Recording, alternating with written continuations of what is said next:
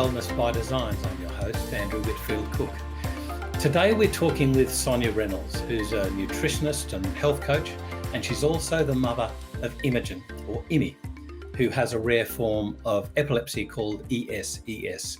We'll get Sonya to discuss all of this, and we welcome Sonya Reynolds to Wellness by Designs. How are you, Sonya? Thanks, Og. I'm really well, thank you. I'm excited to be here. For everybody else out there that doesn't know me as well as Sonya knows me, all of my friends call me by my initials, AWC. That's Orc, not AWK, as everybody keeps spelling it, nor ORC, despite how ugly I may be. But anyway, Sonya, welcome to Wellness by Designs. How are you? I'll try and say Andrew through the conversation, but I can't promise anything actually. That's fine. We're here to discuss Imi and how your perseverance and dedication to her health really changed her outcome. But we're going to be discussing keto nutrition mainly, but also delve a little bit into another component that you've used. Is that cool? Yeah. Great. Yeah, I would love to talk about it. Keep it secret. Okay, so first, Imogen's story. She was a normally developing little girl. The apple of her father's eye and the sparkle in yours. What changed and when? Im was born neurotypical, as they like to say, and what happened was at the age of 3, she started to fall over all of the time, and I thought, oh, what a little she must be a bit klutzy like me. And then one night, and I know it was a Saturday night, we were just had people over and I was cooking dinner and she was falling again. And I said to Tim, being the nutritionist, she must have low blood sugar. And then the next minute we looked at her and her eyes were rolling back inside the back of her head and they were going over and over and over again. And then she'd come back and look at you and talk, and then she'd go back into what's called a myoclonic seizure, which we didn't know at the time. And she just kept having hundreds and hundreds. And the fear that your child is dying in front of your eyes led us to call the ambulance, and thank God they were there within 3 minutes. But no one could tell us what was happening. It wasn't an obvious seizure, and then it took a few hours at the hospital for someone to transfer us to a kids' hospital, and then the next day someone said to us epilepsy. Right, but they would have suspected epilepsy because of the symptoms that she was exhibiting, right? So would have offered some ameliorative medicine in the ambulance by the paramedics, is that right? Yeah. Look, I didn't go in the ambulance because I have another child, Scarlett, who was 1 at the time. So I had a baby and I had a 3-year-old. So Tim went, and what had happened was by the time I got to the hospital, I still remember watching a pediatrician standing on the side of the bed and just literally watching her have what we now know is seizures. So they absolutely gave her something to slow them down, but that was still happening. Yeah. Wow. Okay, so you said that the next day they mentioned the word epilepsy, but at that stage it was just generalized, not ESES. That's correct. So initially she was diagnosed with atypical Rolandic epilepsy, or Rolandic epilepsy, which is a childhood epilepsy. They did an MRI and there was nothing there that they could see that could be causing seizures. And, the fact that you can say, okay, great, my child doesn't have X or Y is a relief, but the shock of having your child diagnosed with something that I still find not a lot of people know about, or I certainly didn't know a lot about it. I remember, hearing about it and thinking, wow, that sounds really hard. I don't want to deal with that. But when it's placed in front of you and it's your child, you just do whatever you have to do to support them. That's an amazing flip, though. And I totally agree with you. Like, I have heard of, other parents, some close to us, that have gone through real, difficulties with their children and things like that. And we just thank ourselves so lucky to have, our beautiful boys, now men. But, the fortitude that parents have to go, we change, we turn, we pivot, we do whatever has to be done to help our child, is amazing to me. Absolutely amazing. I think what happened was, because Imogen was so sick, and you were mentioning this, so basically what happened was we onboarded some epileptic medication and was sent away.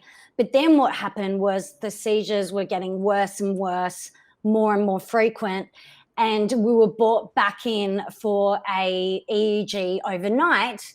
And what they found was the rare epilepsy syndrome called ESES. And that's the electrical status epilepticus in sleep. And basically what it means is that there's continual seizure activity while the person, it's subclinical. So we were putting her to bed, but her brain was always in a seizure state, basically. Yeah. But these seizures flowed on over into wakefulness. They weren't just so she had both. She had atypical relandic epilepsy and the ESES. So she had two seizure types. And the reason ESES is a real problem is that what happens is those seizures are happening when the brain should be repairing itself in non-REM sleep, and that's when it repairs itself and when it regenerates and when you learn. So what they find with these kids is that they'll usually be diagnosed around 3 years of age, but it's around that 5-6 years of age where that they get the neurodevelopment issues. Uh-huh. Okay. So at 5, she was non-verbal, back in nappies, completely, having thousands of seizures a day. Yeah. Can I ask about there's another rare form of epilepsy, but it's B6 dependent epilepsy. And the interesting thing is that they trial an absolutely huge dose of vitamin B6 in these kids. Was that ever suggested to you? So we did genetic testing. So there's two answers. The first answer is no, but I ended up using B6 for a number of reasons. One of the medications that she was on, called Keppra, depletes B6, but also, as we know as clinicians, that B6 plays and magnesium and zinc all play really important roles in converting glutamate to GABA, which is the more calming neurotransmitter. So the answer is I did use B6. No, I wasn't prescribed it, or we weren't prescribed it. And they did do genetic testing, which interestingly, at the time, we were in such shock that I don't even remember this information. And it was only recently that the genetic testing department at Sydney Children's Hospital actually contacted us to have a follow-up assessment because of where Imogen has landed currently, and we'll talk about that. But basically, Imogen had a genetic duplication on one of her X chromosomes, and they found that some people can have neurological impairment with this genetic material, but some people don't. So we did have genetic testing to rule out B6 dependent epilepsy. Gotcha. Right. Okay. Can we go a little bit further into what ESES is and how it presents in at least most people? Maybe Imogen was, typical or non-typical. So what it means, as I was saying, it means they also have the Epilepsy League of, they basically say now that they prefer the language of continuous spike and wave. So when we're talking about the spike, that's that epileptic activity. So what its definition is that over 85% of non-REM sleep has this spike and wave continuous. And what happens is they suggest that even a percentage of 50% of spike and wave in sleep is enough to cause neurodevelopment issues. So it's a significant amount of epileptic activity happening while they're asleep. Yeah, gotcha. Okay. And can you go a little bit further into your medical journey, or Imi's medical journey? What happened with the medications that she was trialed on, how they worked, and how you navigated everything? And then after that, I'll get into when you brought on nutrition as a sort of mainstay of treatment. So, as I said, one of the reasons why we originally got the EEG to find the ESES was that she was having multiple drug failures, that the usual standard treatment for childhood epilepsy was failing.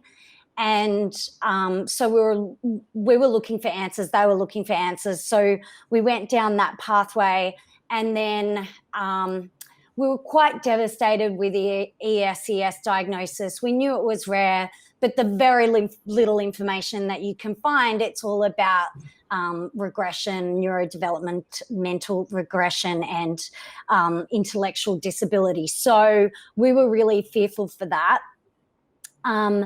Basically, we used over 6 different medications, sometimes at the same time, Andrew, and it makes me sad now, but we were so scared, and the seizures were so uncontrolled, and she had multiple seizure types. So one of her seizure types was she'd literally drop to the floor, would be part of a seizure, and she had to wear helmets. They have little epilepsy helmets to protect their heads. And so we were just doing whatever we were told. But in the meantime, we had this child that was extremely difficult to handle, not sleeping. We used steroids for 2 years because there's only very set protocols for ESES. So one of them is steroids. Another one is IVIG, so immunotherapy with IgG, excuse me, immunoglobulin G. And why they do that is they wonder if there's an infection component to this condition. Okay. Yeah. But basically, everything failed. We never got to. We probably reduced the seizures by 50%, but we never ever stopped her seizures, and it went for years on end. So we started the keto diet 2 years into our epilepsy journey. And the reason being was that we just weren't getting the seizure control. And as I said, my daughter ended up becoming nonverbal and back in nappies at 5. So the people that were willing to do something like and I'm talking about 8 years ago, there wasn't as much information in Australia in particular around the ketogenic diet or the support for it. So we were really pushing, what was the boundaries of what the hospitals were willing to do. But thankfully at Sydney Children's, there is a keto support team. So we started that purely because she had so many seizures. Gotcha. Can I backtrack a little bit about drug failures? How do you know when a drug is failing, or when it's just all you can do for an epileptic condition? This is exactly right, Andrew. So in a sense, part of having refractory epilepsy is that you're having multiple drug failures. And the fact that they knew she had a condition that is very resistant to treatment, which is ESES. So they knew that. But also the other way that we knew it failed was that potentially all that mood, lack of sleep, your child putting on a lot of weight and, especially with steroids, what you're seeing is that they're just not responding and the seizures are still at a point where they could cause harm. Right. I see. Okay. So for me, and you're right, like maybe we should have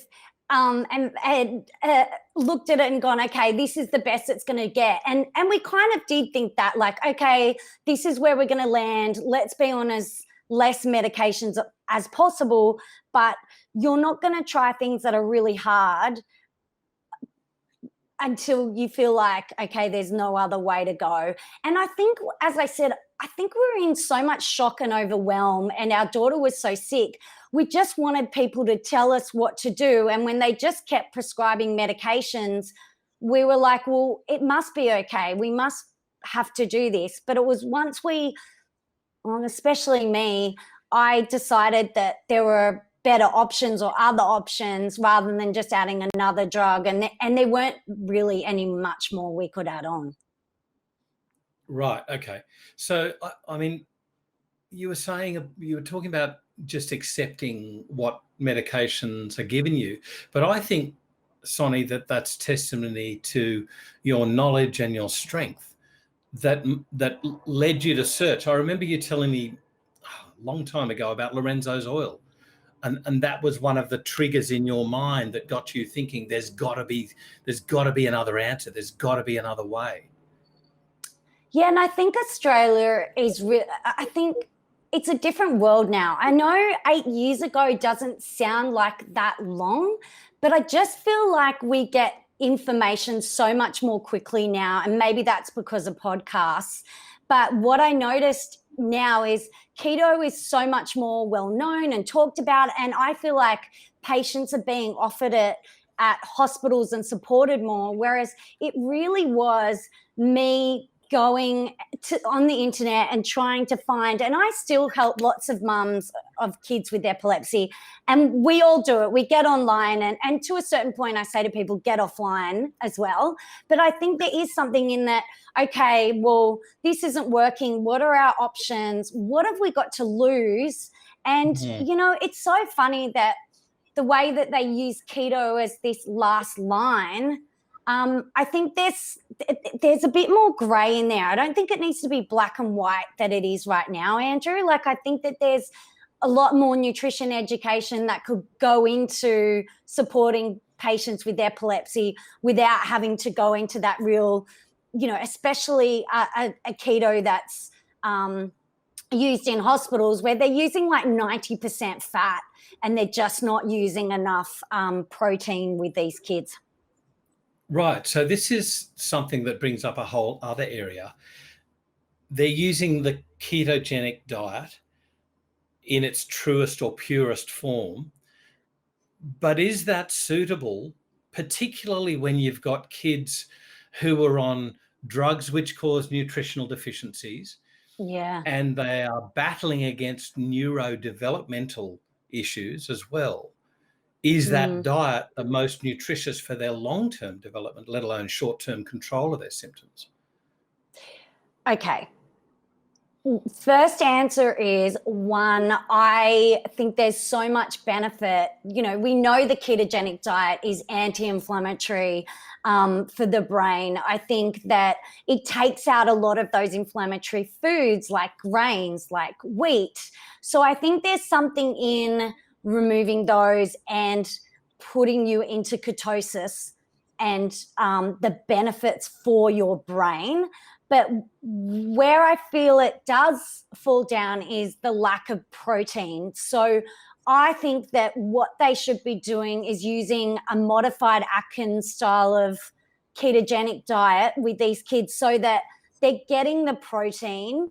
And because a classical keto that they were using in the hospital is 4 parts fat to 1 part carbohydrate, 1 part protein. So when Imogen was on this for the first 6 months, her hair fell out in chunks, Andrew. And I was like, surely there's a better way of doing this. And that's when I went and researched the modified Atkins diet. Look, I knew about it for weight loss, but I really wasn't sure about it, you know, for kids with epilepsy. But even as recent as 2015, Andrew, they were showing that the modified Atkins diet for epilepsy resulted in 48% of the people on it having reduced seizures. So those people that did the modified Atkins diet that had epilepsy, these children had a 48% reduction in their seizures. So it's definitely, it works. It's just that when they first found the keto diet for epilepsy, they found it by accident with these huge amounts of fat. And I just don't think that you need to do that, because as you say, they need the protein and the little bit of carbs for growth and energy. Yeah, for growth and development. Yeah. So another point, you're a nutritionist. You are trained in this. You are trained to think about a certain way. So, and you're also trained to question certain, dogmas of nutrition. How did you cope with instigating the Atkins diet with Imi and as a family, but compared to or contrasted to your patients who have, a far lesser knowledge of, even basic nutrition? How do they cope? Like, do you, testing ketosis, how do you know when you have to teach everyone. Brain is controlled? Yeah.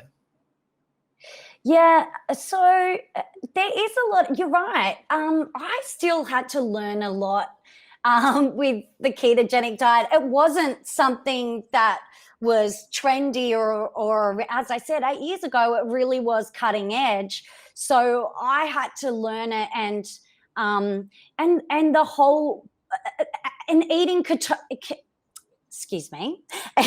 eating in a ketogenic or high fat fashion without just eating loads of butter, bacon, and, all these really high fat inflammatory foods. It's actually learning how to eat in a high fat style of eating that is healthy. So things like coconut milk and coconut oil, avocados, nuts and seeds are a better way to go. So what I do with clients is that I teach them what the good fats are so that they can use them. And then I get them to learn how to optimize their protein, because I think the key point is that they were always worried about giving protein, but clinically, and now the evidence shows that the protein won't kick them out of ketosis. So I think there's absolutely a way of having more fat and more protein in your diet, but doing it in a really healthy way. But yes, people have to learn all this stuff, Andrew, 100%. And I wonder if that ability to handle a little bit more protein might be also in part due to the developmental stages. So, for instance, a growing body needs that for muscle building, whereas a sedentary old bugger like myself doesn't necessarily need that much protein. Well, you know what, Andrew? I actually disagree with you. I think that you do need a good dose of protein, about 30% of your diet. So I think that could still be pretty clinically relevant for you. I think the problem, I'm not Sonya, putting is you that I in eat keto, by the way. 180% of my daily requirements. That's the problem. I love food. I'm not telling you to do keto. Yeah. Now, I did also have a question, and it was more of a statement actually about, you said that Imi, regressed to wearing nappies and things like that. And I just was wondering about, do we need to make the point for our viewers, our listeners out there, that this isn't because they were a naughty child. This is because there's nerve impulses affecting the normal propulsion of fecal material through the gut, correct? So basically, it was neurodevelopment, yeah. So where her seizures was in her language and memory. So she just couldn't remember. So things that she had learnt, she no longer remembered. Gotcha. I'm sure a neurologist could explain it way better than me. But one of the markers, and something that just came to me while you were talking, one of the markers that we knew keto was working, when we started the keto diet, and the food that we had to give her was barely edible, or like it was so gross, but we were looking at it like it was a medication, and that's what the doctor said to us, use this as a medication. But the better that she got, the less she drooled, the more she started to reject the food. Like, what are you giving me? Like, she was more of this world. And that's why Oh, that's beautiful. one of the reasons, she was, honestly, she came back to us. I did feel like I lost her. And part of it was that she started to say, you know what, I want to eat what everyone else is eating or whatever. So that's why when we transitioned to the modified Atkins, it was about palatability and her actually eating the food, because there's no point eating a certain percentage and then she never eats it, because then that's not going to do what we want either. Now, you mentioned a few high fat foods, but what about things like fish? Good fats, nice protein. Yeah, great. Did you find that was part of the modified Atkins diet, and did that work? What was her acceptance of fish? Imogen has always been a great eater. Like, when people talk about fussy eaters, not Imogen. She's always loved food. She still sits up and if I serve her anything, she'll eat it, not even a question. So she was really good that way. I didn't find that was an issue. And she ate coconut cakes and, almond meal,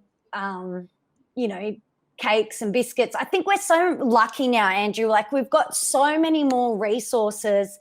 I remember, and I don't know if you know as well, like when you were going gluten-free 10 years ago or 12 years ago, it was really hard. There wasn't anything out there. Whereas now there's aisles of gluten-free. Yeah. That's crazy. I was just going to go back to a point you also mentioned, that you were lucky that the Sydney Kids Hospital in Randwick has a keto support group. Now, obviously there are hospitals out there that don't. Does this hospital offer any assistance to other medical facilities to say, hello, we're here, we can offer assistance? Do they help other satellite people? I honestly don't know. I don't know.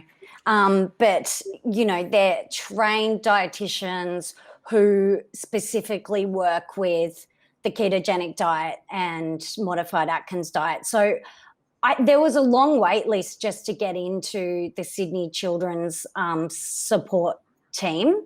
Wow. But I'm not sure if they're helping outside of that. Okay. And are they accepting of, the proof of the pudding is Imogen's health, but are they accepting of a modified Atkins diet now? Yes. When we pushed for it, which was over 8 years ago now, they were open to trialing it and seeing if it worked. And the conversation was, well, if it doesn't work, then we'll just, up the fat and reduce the protein again. So they were really flexible in that way. And, there's real life. There's what they say to do, and then there's real life of living with a child and getting them to eat a certain way, going to all the kindy parties with my keto cake. There was a few parties where I made keto cakes and all the adults ate it and were really impressed with me. The kids just looked at it and went, what the hell? So, I think there's real life and then there's what's in the literature, right? There is real life. And I'm going to ask you a question. I'll leave that question till later. But first of all, I want to get on to another ingredient in Imi's treatment, which has a very tainted legal history. Tell us a little bit about CBD. One of the reasons we decided, so we're at the point where we were doing keto for a year and a half. We did it 2 years in total, but we're at a year and a half, and my youngest daughter, who was 3 at the time, started to reject food that she thought was keto friendly. So I'd say, here's some nuts. And she would be like, no, that'll give me seizures, because part of our languaging, and I regret this, but you just making it up as you go along, we would say, eat this, it'll stop your seizures. So when Scarlett saw the same food, she'd be like, I will get seizures. So we started to have some really complicated relationships around food in my house. And I'm like, okay, what's next? And what was happening, what was happening around us at that time was Charlotte's Web. So if anyone remembers, there was CBD or medical cannabis, which is hemp. And what they found was this little girl had a particular strain called Charlotte's Web, and she went from having, you know, I want to say hundreds of seizures like Imi to virtually none. So this all started to come onto our radar, and then her seizures were still, you know, significant. So the ketogenic diet had reduced them by 50%, but they were already hundreds and hundreds of seizures, Andrew. So even though they were reduced, we were still managing them. And she had the ESES. So one of the points was, well, these kids with rare epilepsies seem to do well on CBD. So I went to my husband and said, I think we should give this a go. Now, we had brought this up a year earlier with our neurologist, and they said to us, you know, you've got to be careful that you don't give your child schizophrenia. And you're like, But then, as we know, the research is actually showing, no, it won't do that. And it's about that pure THC by itself. The thing about hemp oil is that to be classified as hemp oil, you need 0.3% of THC. And there's no way your child's going to get high from that amount. Yeah. So a lower amount. Forgive me, I at the beginning of our conversation, I said Lorenzo's oil. It's not, it's Charlotte's Web. I remember saying that to you. I don't know, it's a different neurological disease. Forgive me. So I think Lorenzo's oil was the ketogenic diet, though. So you weren't wrong. Oh, was it? Oh, okay, well, there you go. Yeah. We'll leave it in. We'll leave it in. So tell us a little bit more, though, about procuring hemp oil and what it meant for Imi's development and things like that. So we went and found some, and I was always very mindful that this is a drug and that it will influence Imogen's brain and will have interaction. So when people were like, oh, just go and grow some and make your own, or you can get some from X, Y, and Z, I was never interested in that. I always treated it as a medication, Andrew. And I think it's really important for anyone that uses even a natural product. It can act like a drug in the brain. So you've got to take it really seriously. Any supplement, right? Yep. So for me, I took it very seriously. At the time, we were approved for the Epidiolex trial, which was the CBD, which came from a plant but was just a singular CBD. But we declined that trial because we believe in whole plant cannabis. What that means is that you get the CBD, you get the THC, and you get things like terpenes and, you know, phytonutrients that basically act as an entourage effect. So enhance the ability of CBD to reduce seizures. And what you find is that you need far less of a whole plant cannabis than you do of a singular. And you also find that you don't need you don't get the same amount of side effects as well. So lower dose, less side effects. So they were my very important, criteria when looking at what I was going to use with Imogen. And, you know, Andrew, a 2019 Canadian study, God bless Canada and their CBD, showed that whole plant cannabis improves seizure control more than a singular. Yeah. Look, Professor Simon Eckermann of Wollongong University did a great, I'll say interview, but it was really a talk. He was so excited he didn't stop talking. But there's a really great interview that I did with him at the 2019 United in Compassion Cannabis Conference at Tweed Heads. And he was speaking about the various cannabis products and how important it is to have the terpenes and the other cannabinoids in there. Obviously, THC is a concern when it's too high and when you want CBD as the active, but there are actions of, that require a higher THC level as well. The issue is, what are you getting? And I totally adhere to what you're saying about, if you get it off the street, was it made with OMO in the water? What drugs, what pesticides, what else was in the water that was feeding that plant, or the nutrients?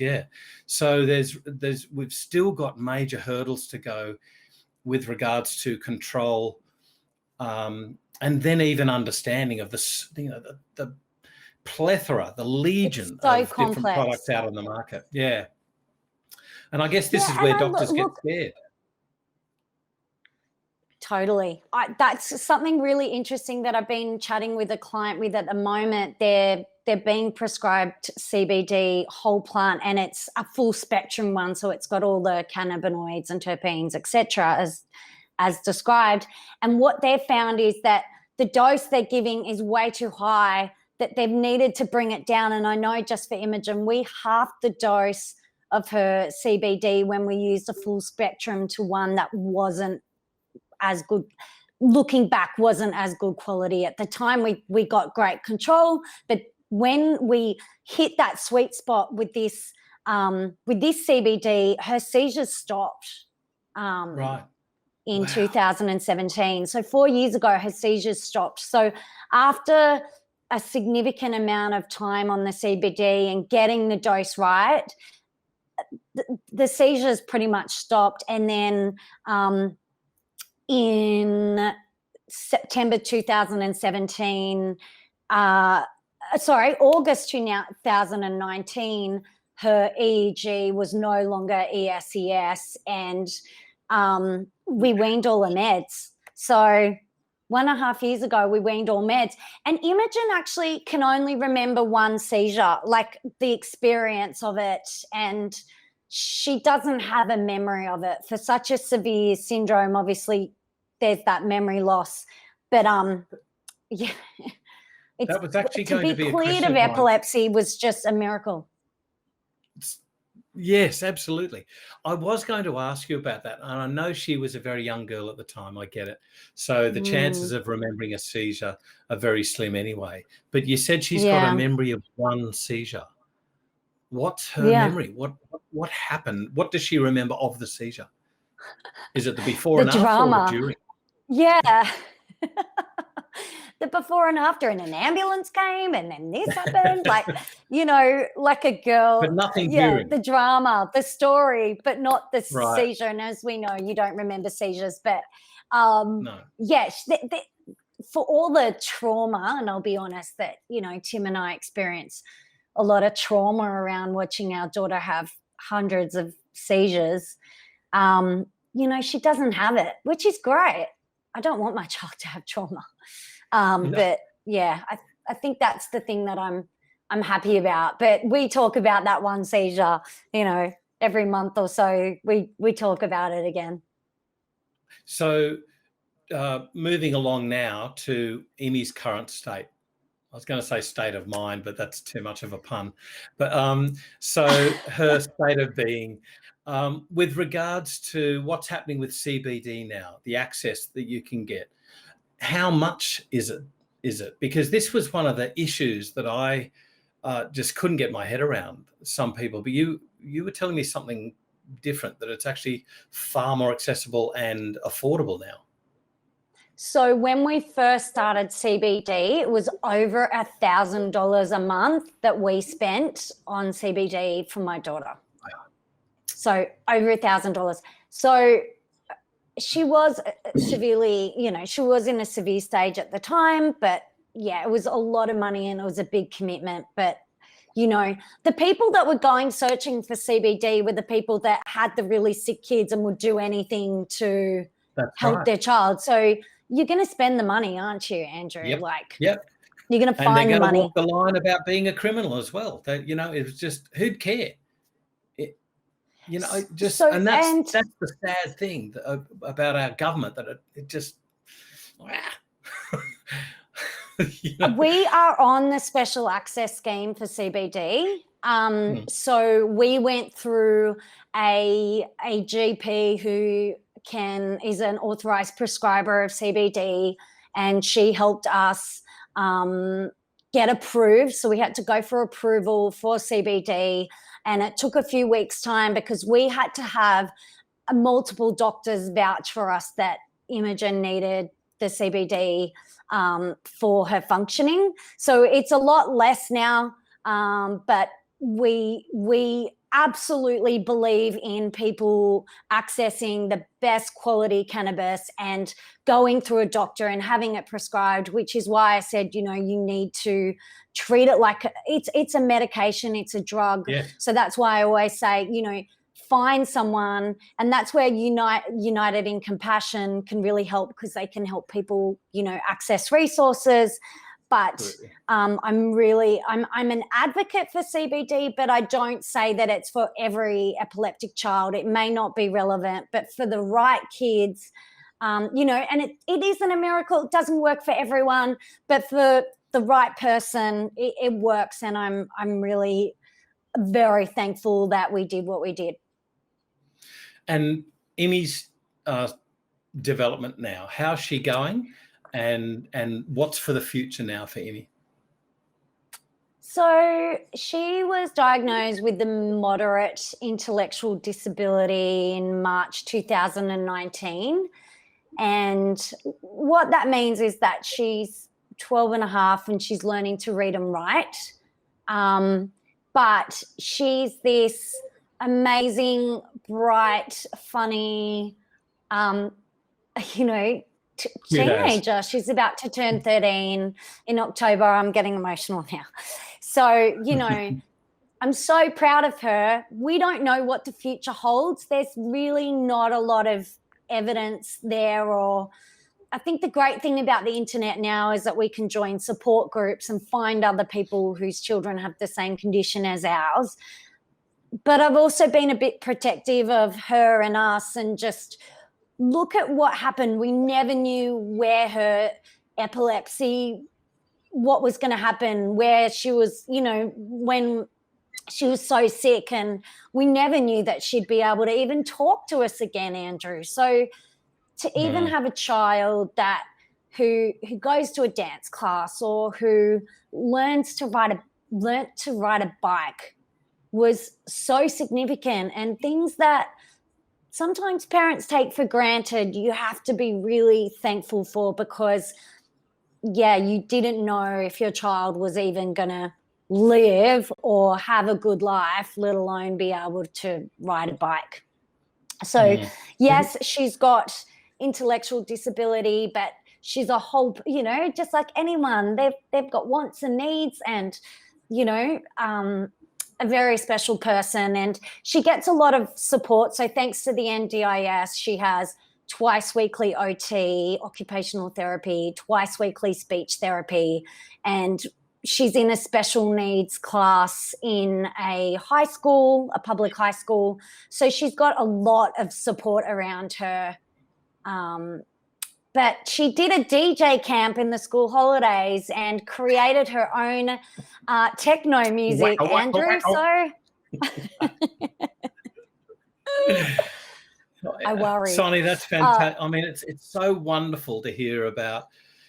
I mean, I know you've been through hell and back with your journey, but the valuable lessons, not just that you've learned for yourselves as a family, but how you help others now. I think it's absolutely wonderful. It's a testimony to, I'm going to get teary now, to your love and dedication to your daughter. And I just can't thank you enough for taking us through, Imogen's and yours journey today on Wellness by Design. So thanks so much for joining. And of course, everybody, if you want to get all the show notes and any other support materials that we can put up for you on the website, go to designsforhealth.com.au. And thanks so much for watching and listening today. I'm Andrew Whitfield Cook. Bye for now.